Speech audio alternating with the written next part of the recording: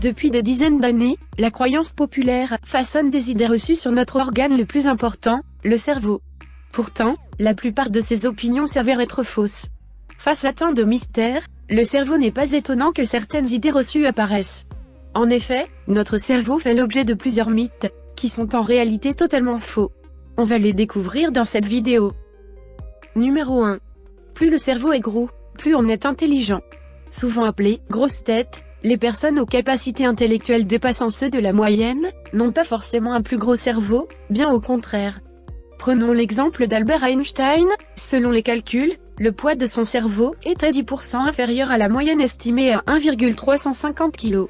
Mais, cette différence ne l'a pas empêché de publier sa théorie de la relativité, et d'obtenir le prix Nobel de physique, en 1921. Les capacités intellectuelles sont donc plutôt une question de densité et d'efficacité du réseau, qui lie les neurones entre eux. Numéro 2. Les drogues font des trous dans le cerveau. Non, les drogues ne font pas des trous physiques dans le cerveau, mais provoquent bien des dommages réels, si la consommation est excessive. Cocaïne, ecstasy, tabac, LSD, acide, et héroïne ont un point commun, ils augmentent la quantité d'un neurotransmetteur, la dopamine qui agit sur ce qu'on appelle le circuit de récompense au sein du cerveau. Libéré au niveau des synapses des neurones, le neurotransmetteur a un effet stimulant qui va créer une sensation de plaisir. Normalement, cet effet est temporaire et réversible. Toutefois, consommées de façon excessive et régulière, les drogues finissent par perturber à long terme le fonctionnement global du cerveau, et la façon dont il perçoit l'organisme et l'environnement. Numéro 3. Nous utilisons seulement 10% de notre cerveau. Le mythe de l'utilisation incomplète du cerveau est une croyance populaire qui s'avère être une fausse interprétation. En effet, 100% des structures ont une utilité au sein de notre boîte crânienne.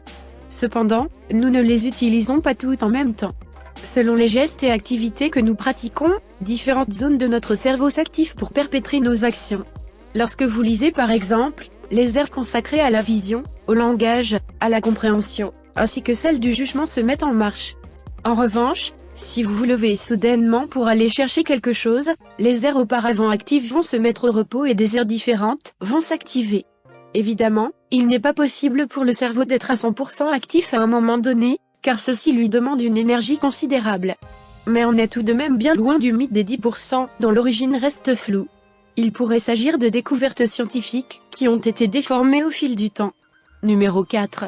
Nous utilisons un côté de notre cerveau, plus que l'autre, encore une légende urbaine qui prospère. Pourtant, cette affirmation s'avère être fausse et cela a été clairement démontré depuis 1981.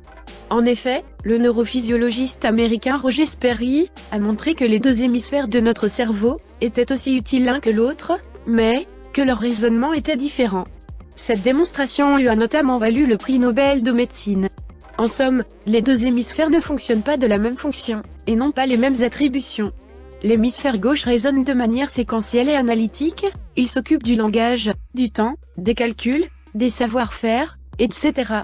L'hémisphère droit quant à lui traite l'information de manière holistique, en un seul bloc, il gère l'espace, l'intuition, le sens artistique, l'intelligence globale et aussi les sentiments négatifs. Chacun utilise donc bien de manière équitable ces deux hémisphères. Numéro 5. Nous possédons 5 sens. Encore faux. Il est généralement établi, depuis Aristote, que nous avons 5 sens primaires, la vue, l'ouïe, l'odorat, le toucher et le goût. Pourtant cette affirmation est fausse.